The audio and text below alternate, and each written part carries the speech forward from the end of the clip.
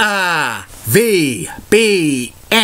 The Rich Video Blog Network, home to weekly NFL predictions, great personality profiles, great professional wrestling video blogs, great sports video blogs, great NBTA video blogs, and lots more. Collection of my work going back to June of 2014 on various social media websites. RVBN, the only video blog on the internet that matters.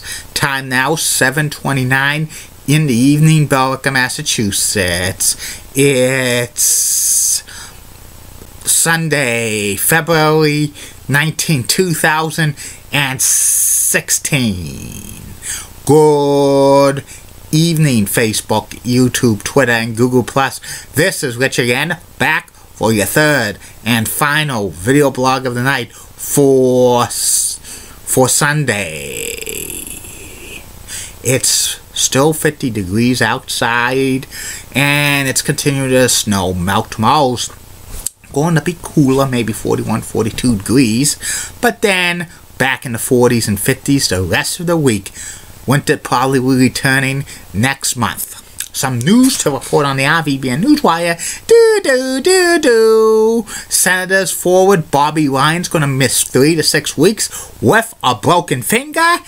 And Inside Edition, which is produced by CBS Television, is going to be airing on CBS owned and operated stations in New York City, Philadelphia, and Los Angeles this fall.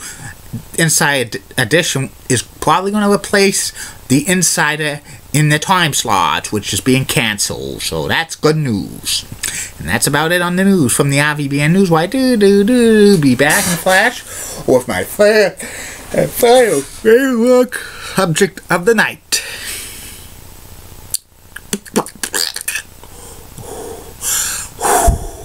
Tomorrow on the RVBN video blogs. Since tomorrow's President's Day, usually on holidays, I only do 2 video blogs, and that's what I'm going to do. First video blog will be about the late great former professional wrestler Tony Rumble, aka the Boston Bad Boy, and the second video blog of the night will be about who I would vote for in the Pro Basketball Hall of Fame in 2017 if I had a vote, because the finalists were announced yesterday, so you'll be interested to know who I would vote for. And that's about it on that. I'm back. My third and final video blog subject tonight is about the MSG House Show card reveal from the world's most famous arena, Madison Square Garden, home of WWE action. And this house show took place on November 25th, 1985. The main event was a 6-man tag team match. Andre the Giant, Hillbilly Jim, and Captain Lou Albano facing off against Big John Studd, King Kong Bundy, and Bobby the Brain Heenan, and also the Weasel. Also, the first ever screw job in the WWE happened that night. And the announcers for this card was Gorilla Monsoon and Jesse the Body Ventura. It was televised live on the MSG network. And here's the results. The first match was Terry Gibb facing off against Golden Boy Danny Spivey, who was making his MSG debut. And this was a 10-minute match. Terry Gibbs looked good for the Golden Boy, but in the end, Dan Spivey gave Terry Gibbs the Bulldog, pinning him 2-3. The next match was Mr. X, a masked wrestler. Didn't know who Mr. X was played for on this one. Maybe a preliminary wrestler. Facing off against King Tonga, who eventually became Haku and Ming in WCW. And this was kind of a total squash match.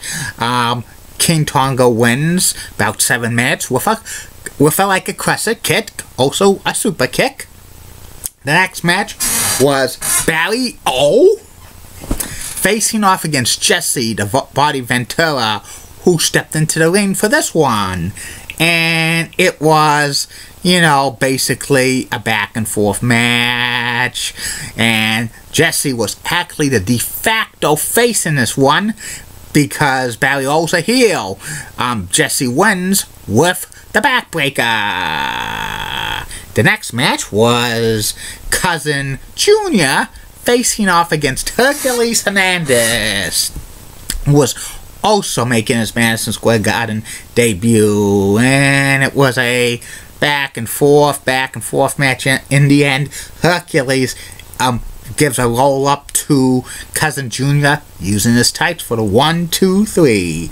The next match was for the WWE Women's Championship. It was the challenger, the Spider Lady, facing off against Wendy Richter, the champion. And it was a back and forth match. Ending had like Spider Lady beat Wendy Richter for the 1, 2, 3, but Richter kicked out at 2, but the referee counted 3.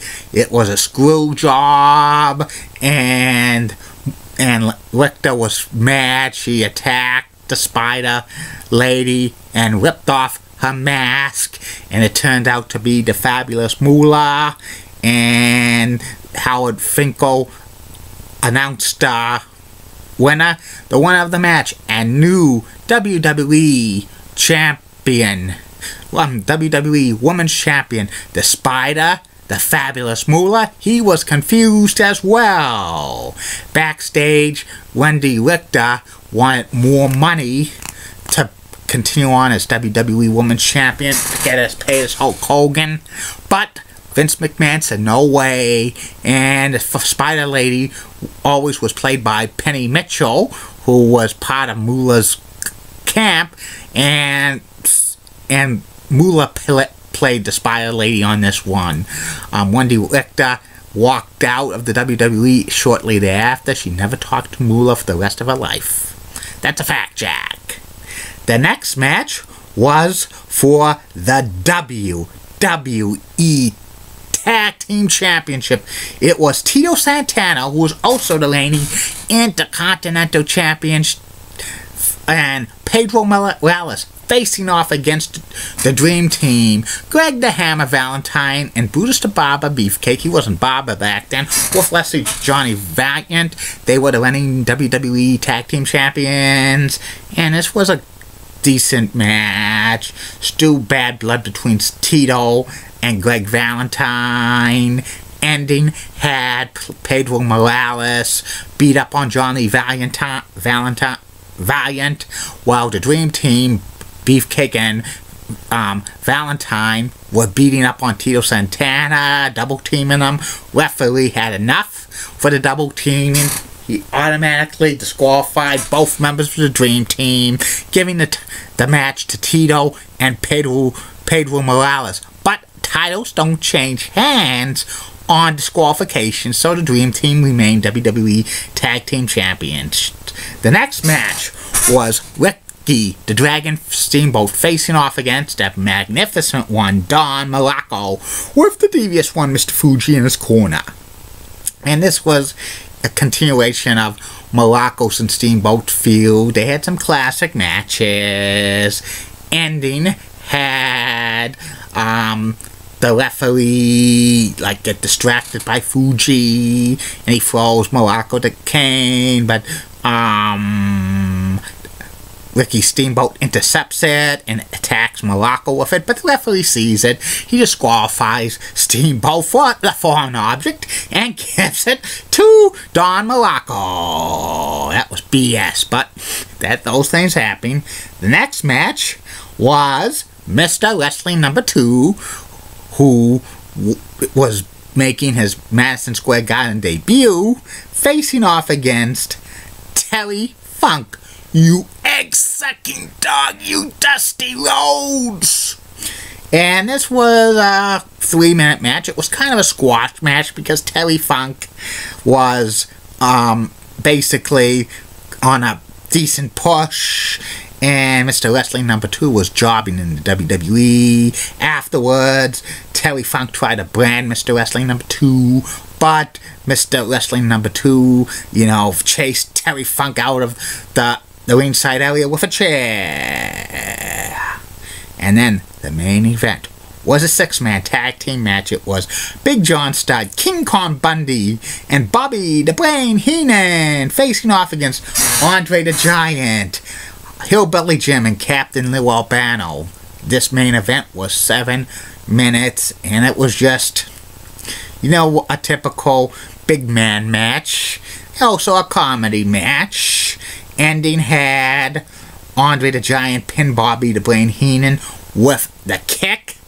And then afterwards, Albano, Hillbilly Jim, and Andre the Giant chased the heels out of the ring.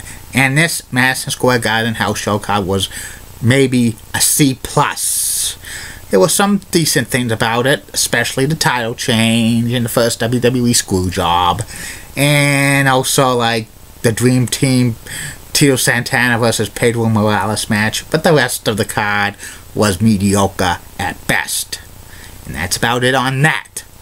Tomorrow, only 2 video blogs coming for you. The next Madison Square Garden house show card review will be on Tuesday, which is the one I'm doing on December 30th, 1985. Hulk Hogan defends the WWE Championship against Macho Man Randy Savage. Like I always say, keep calm, everybody. And I'm a Julie Bunning guy. Molly Roseblood, WCCO Rocks, and has nice legs. Elizabeth Hutt, so stunning, she's the best. Amy Schweezy's awesome Amy. Linda Church of WPIX Channel 11 New York, such a wagon cougar's got the best legs in New York City, bar none. Bobby Gibbs of ABC 11 has a sweet southern accent, best legs in Raleigh, North Carolina. And Lisa Bell of News 6, Orlando, Florida. Rockstar has the 4th best legs in Orlando, Florida. And Haley LaPointe, weekend meteorologist for WMUR-TV 9 in Manchester, is awesome, and she's got the best legs in New Hampshire, and I got a shout-out on her Facebook chat. Maybe I could interview Haley one of these days. Good night, everybody. See you tomorrow.